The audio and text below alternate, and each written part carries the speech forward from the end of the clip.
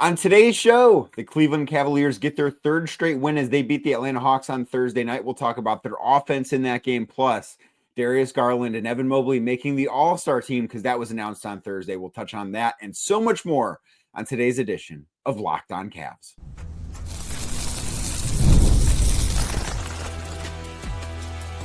You are Locked On Cavs, your daily Cleveland Cavaliers podcast. Part of the Locked On Podcast Network. Your team every day. What's up, everybody? My name is Danny Cunningham. You might know me from my time covering the Cleveland Cavaliers, places like my Substack, The Inside Shot, 92.3 The Fan, Cleveland Magazine, and a number of other stops along the way. I want to say thank you to you for making Locked On Cavs your first listen today and every day. You can find the show anywhere you get your podcasts, Apple, Spotify, anywhere else. Drop us a 5-star rating. Leave us a nice review. Be a friend.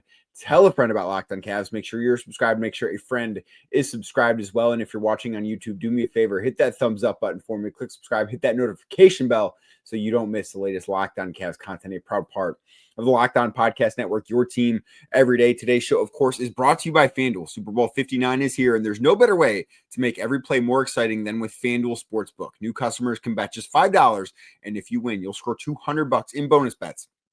Download the app or head to FanDuel.com to get started. The Cleveland Cavaliers get a 137 points scored to 115 points allowed win over the Atlanta Hawks on Thursday night. I was impressed with a couple of things from the Cavs in this game, and we will talk about Darius Garland and Evan Mobley being named to the All-Star team coming up, and just this week in review almost for the Cavs. In the third segment, because they're just, the sky's not falling. And I think that we should probably make note of that with how bad they were the week before. They've been equally as impressive this week. So we'll get to those things ahead. But I was impressed with how the Cavs looked offensively in this game on Thursday night. So this was the second night of a back-to-back. They played in Miami on Wednesday. Obviously, they did beat the Heat while they were shorthanded. And I thought that was something that could maybe bleed over into Thursday night's game, because you look at the Atlanta Hawks, who are not playing their best basketball right now, but their issues have been, for the most part, coming on the offensive end of the floor. Like from Martin Luther King Day to the start of the Cavs game on Thursday night, the Hawks were the number 2 defense in the NBA in the entire month of January, leading up until tip-off, and I don't know how the numbers have changed since the Cavs hung 137 points on them. But in the month of January, Atlanta was the number 9 defense in the NBA. So it's not as if the Cavs got some bottom feeder to come into town, and this was not a get right game, if you will. This was not a game, and I don't mean to take a stray here, but this was not a game against like the Washington Wizards. This was a game against a team that is trying to win basketball games. This was a game against a team with Trae Young, of course, Jalen Johnson out, but this was a formidable opponent, especially with how well they have played defensively as of late. And the Cavs just torched them. And what I do think was really good about the offense for the Cavs on Thursday night is that it was not some 3-point barrage, right? Like you think about this Cavs team, and a big reason why they've been as successful offensively, and they've been number 1 in offensive rating all year long. They're still number 1 in offensive rating, but that is who they've been as a basketball team.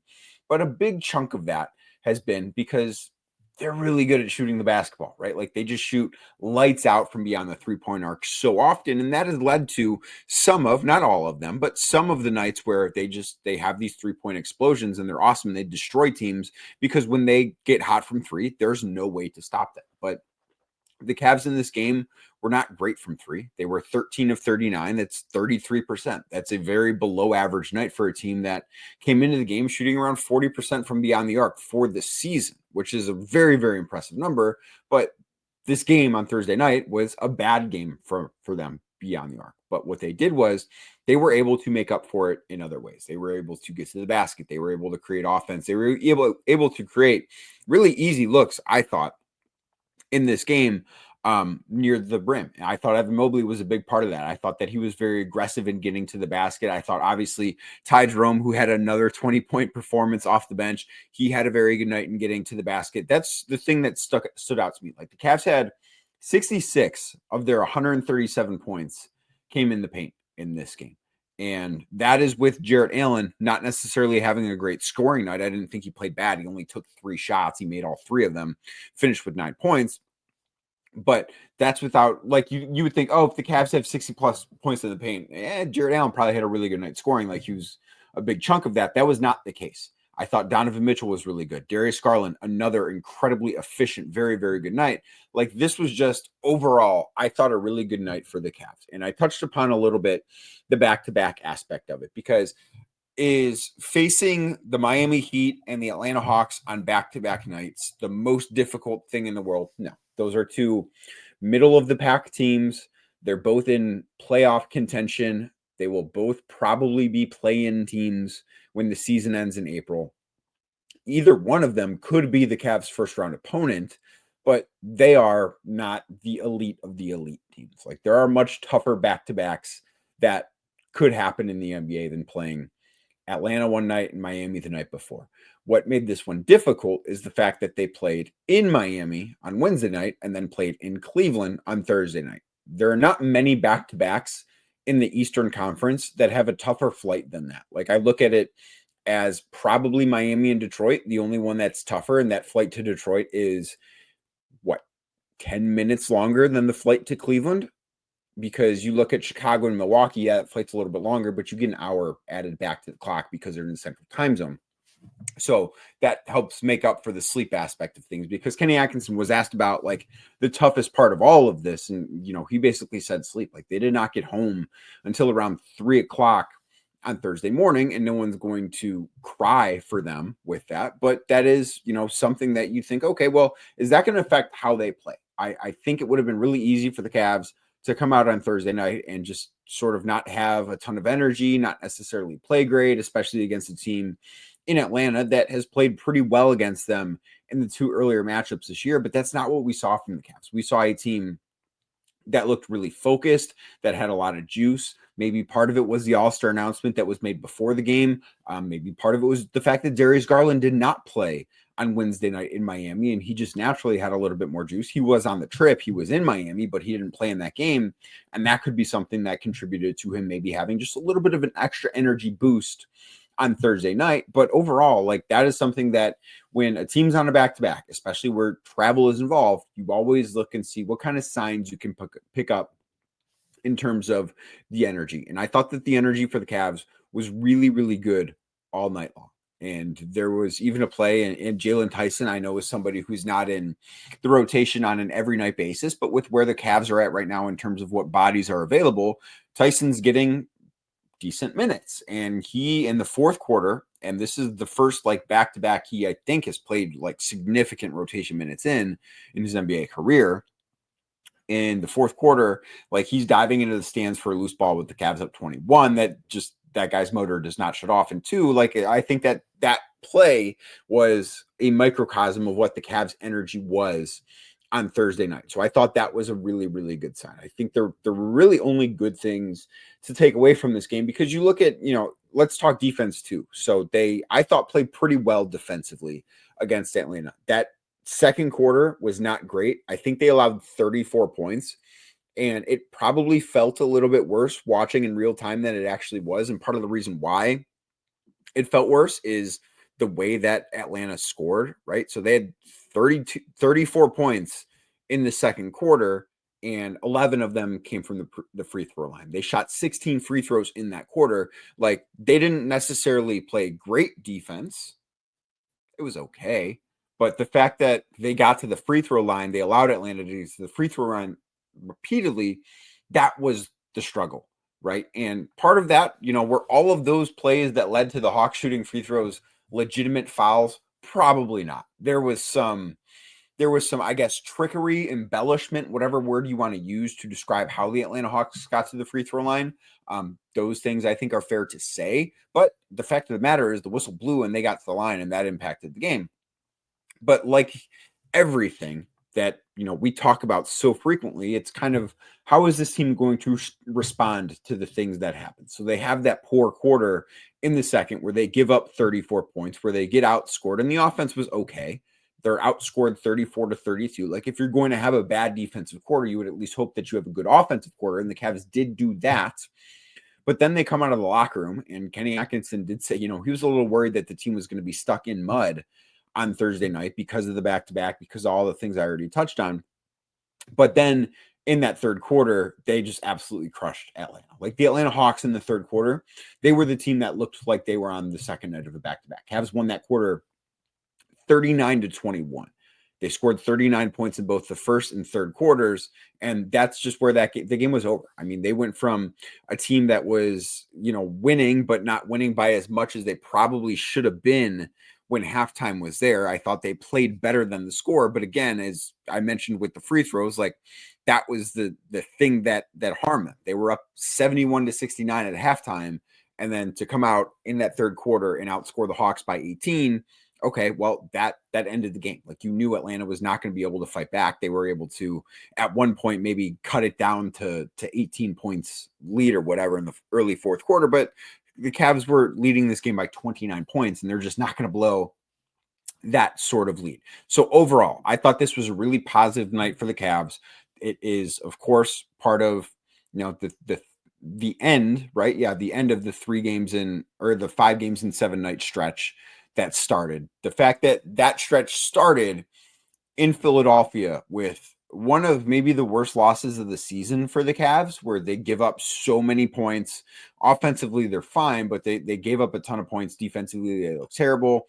They responded to that with an even worse defensive night against the Houston Rockets the night later.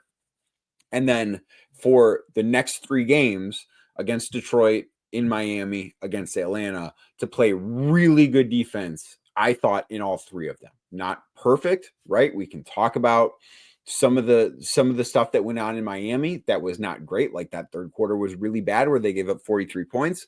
But overall, I think that the defense has been a big positive over the past 3 games. That is something that I think is significant. Also, it's obviously significant that Darius Garland was named an All-Star for the second time in his career, and Evan Mobley going to San Francisco for his first career All-Star game. We'll talk about that, what it means next, right here on Locked On Cavs. This is a message from sponsor Intuit TurboTax. Taxes was waiting and wondering and worrying if you were going to get any money back, and then waiting, wondering, and worrying some more. Well, now Taxes is matching with TurboTax experts who can do your taxes as soon as today. An expert who gives your taxes their undivided attention as they work on your return while you get real-time updates on their progress so you can focus on your day, right? That's what you want to do. An expert who will find you every deduction possible and file every form, every investment, everything with 100% accuracy. All so you can get the most money back, guaranteed. No waiting, no wondering, no worries.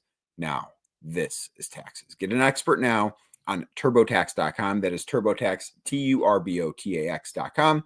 Only available with TurboTax Live full service, real-time updates only in iOS mobile app. See guarantee details at TurboTax.com/guarantees.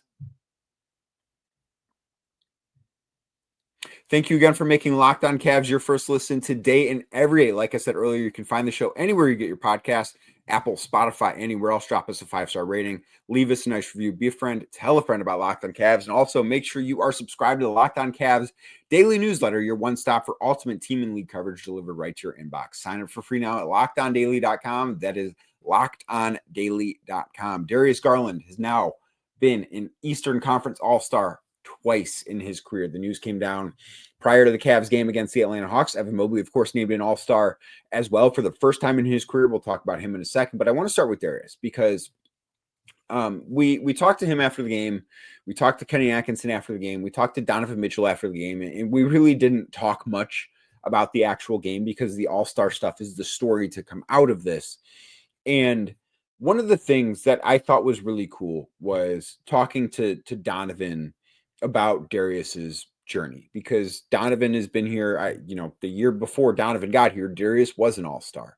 And this is the first time since Donovan has been on the Cavs that he has had a teammate, and in this case, 2 teammates, joining him at All-Star weekend. He has obviously been an All-Star every year, but the fact that he's got, he's going to be accompanied by, and not only 2 teammates, but also the coaching staff, like Kenny Atkinson and his staff are the Eastern Conference representative there because the Cavs have the best record.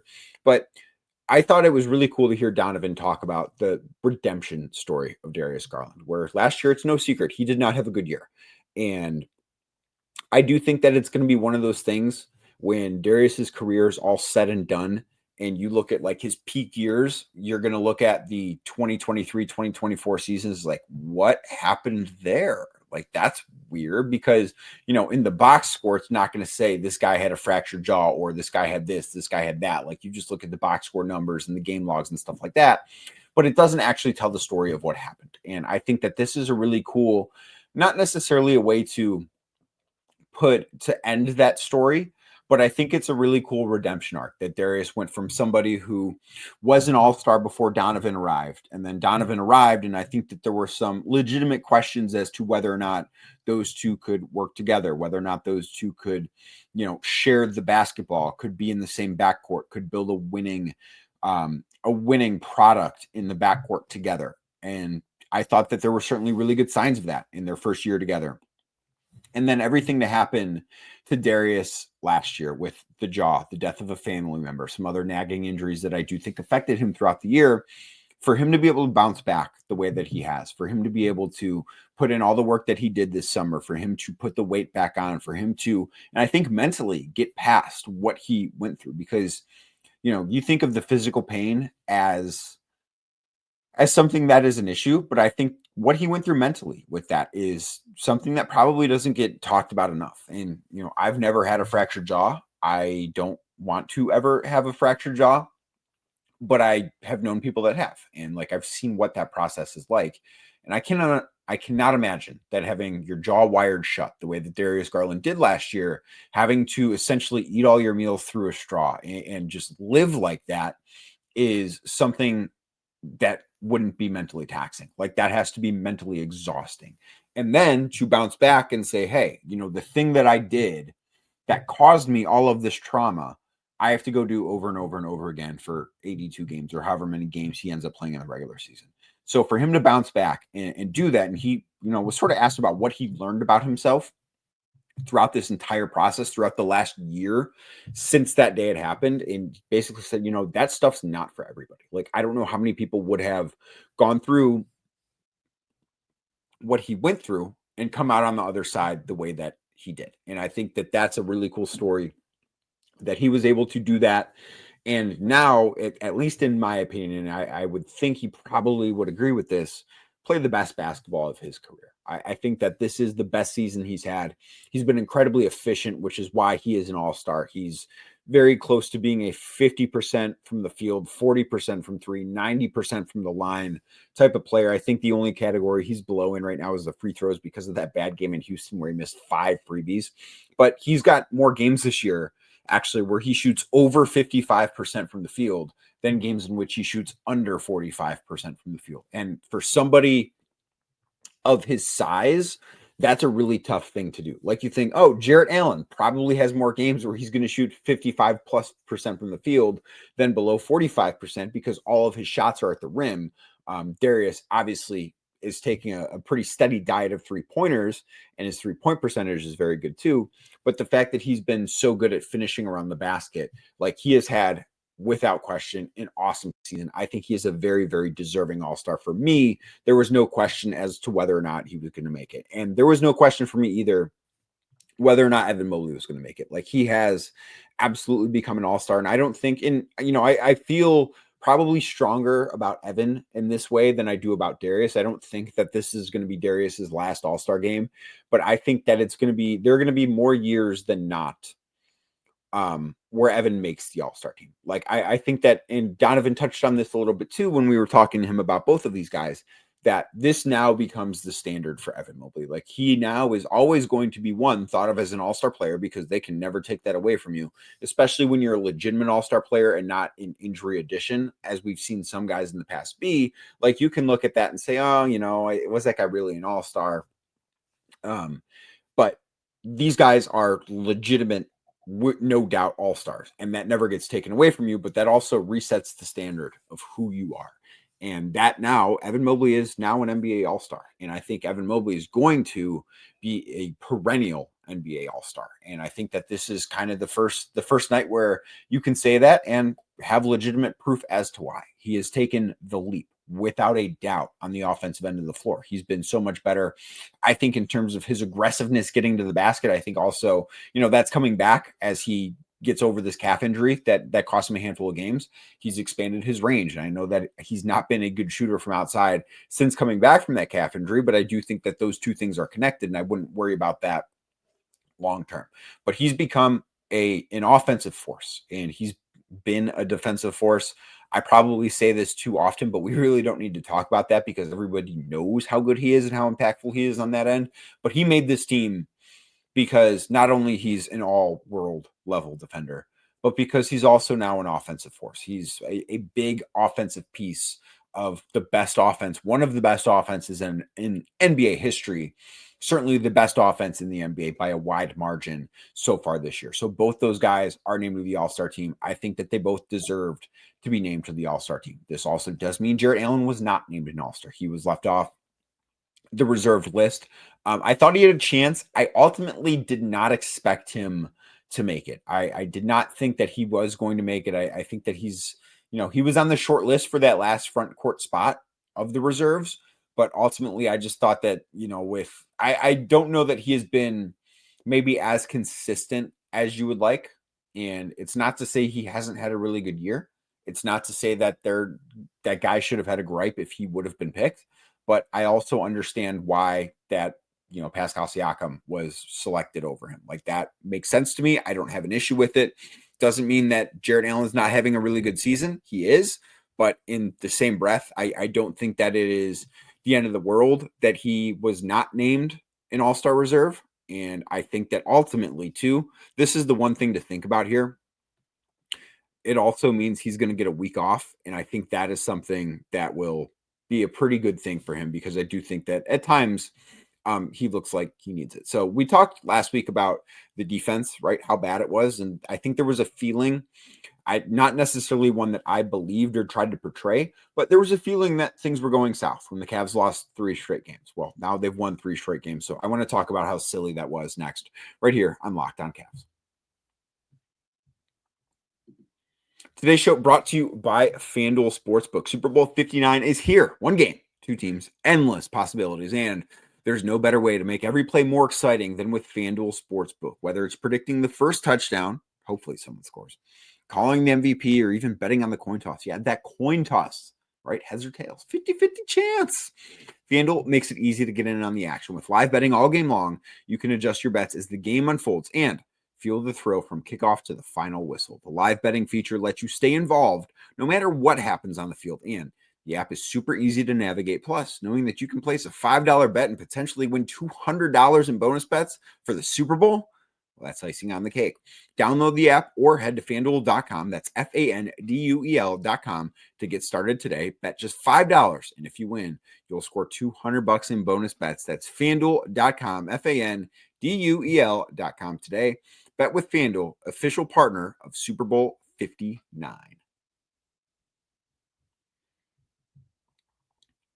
Thank you again for making Locked On Cavs your first listen today and every day. Like I said earlier, you can find the show on YouTube. And if you're watching right now, which you should be doing, do me a favor, hit that thumbs up button, click subscribe, hit that notification bell as well. So the Cavs went on a 3-game losing streak. Remember that? Does that feel like it was a while ago? And I think that this now 3-game winning streak, which the Cavs have won their last 3 games, and they've looked pretty good in all of those games. Like, they have been 3 blowout wins this week. That's what this week has been for the Cavs. Three games where they've played playoff or play-in level opponents, and they've smoked all of them. And this is who the Cavs have been throughout the year. I don't think that they are operating at their peak level. I don't think that you want them necessarily operating at their peak level at the end of January, right? Like, that should be saved for April, May, and June. But I think that it was probably a little silly how much outrage there was about this Cavs team and how much faux panic, if you will, because the Cavs had lost 3 straight. And yeah, the Cavs were knocked off a 70-win pace. Guess what, guys? They're not going to win 70 games this year. They're not. And were they ever really going to? I don't think so. I never bought into that. I thought, and I still do think, that this is a team that will probably win around 65 games. I still believe they're going to be the number 1 seed in the Eastern Conference and maybe, just maybe, have the best record in basketball. And they, again, this week have looked like a team that is one of the best in basketball. After looking like a team that didn't know how to play defense for a week, Guess what? They had a day off. They refocused defensively, and they've looked terrific since on that end of the floor. Again, it's not been perfect. You can't expect it to be perfect, but it's been really, really good. And that's what the Cavs are going to continue to be. It was not worth freaking out over because they went on a 3-game losing streak in January. If I had to bet, they're probably going to lose 2 in a row at another point this season. And that won't be a big deal either, because all this team has done when they have found adversity, they've responded the right way, time and time again. Their first loss of the season in Boston, I don't know if that qualifies as adversity, but what do? They blow out New Orleans the next night. They lose 2 straight to Atlanta. How do they respond? Well, they beat the Boston Celtics at home. They lose 3 straight, including 2 to the Houston Rockets. They lose 3 games in a row by a combined 8 points, and it feels real heavy, as if suddenly they're not a great team anymore. They respond with 3 blowout wins over potential playoff opponents. So I just think that this Cavs team, despite the fact that defensively they haven't been as consistently, and if there's one thing to worry about, that's probably it. But they're still really, really good. Like, this is still a great team. This is still an elite level offense. All of that stuff is true. They lost 3 games last week. And I think that if nothing else, I think this week proved that wasn't that big of a deal, because this team is going to win a lot of games. I expect them to win a lot of playoff games as well when that time comes. But until then, they're not going to be perfect. They're not going to win every night. They're not going to win 15 straight games every month the way they did at the start. They probably don't have another 12-game winning streak in them. I don't know. I mean, of course, they could win their next 9, and I could look really foolish after the All-Star break talking about that. But this is a team that's going to go through probably a little bit more ups and downs. But the highs are still going to be there, and the lows are not going to be as low as a lot of teams in basketball. The Cavs are 39-9. They are 30 games above 500 with 2 weeks before the All-Star break. That's really, really impressive. And I think that this week should serve as a reminder that ultimately this is a great team and they had a bad week. And it's not that big of a deal because they've responded to everything the exact way that you would want a championship level team to respond to.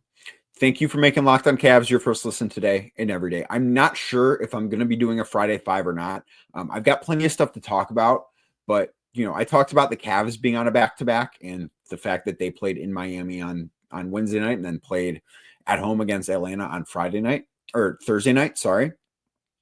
Well, I too was on a back-to-back. Like, I went to that game in Miami. I did not have the luxury of flying home on a, chartered plane the way the Cavs do. I had to take a commercial plane like, a normal person does.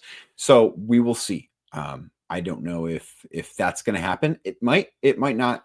I'm not sure, but I will be back, of course, with more Locked On Cavs. Cavs take on the Dallas Mavericks for their next game on Sunday. I will have that. I will be on Locked On NBA after Sunday's game as well. So you'll get a double dose of Cavs from me, not just with Locked On Cavs, but Locked On NBA as well. I'm working to bring that whip around show back for Monday as well. So keep it locked right here, wherever you get your podcasts, Apple, Spotify, anywhere else. And if you're watching on YouTube, do me a favor, hit that thumbs up button for me, click subscribe, hit that notification bell so you don't miss the next Locked On Cavs episode. And I will talk to you soon.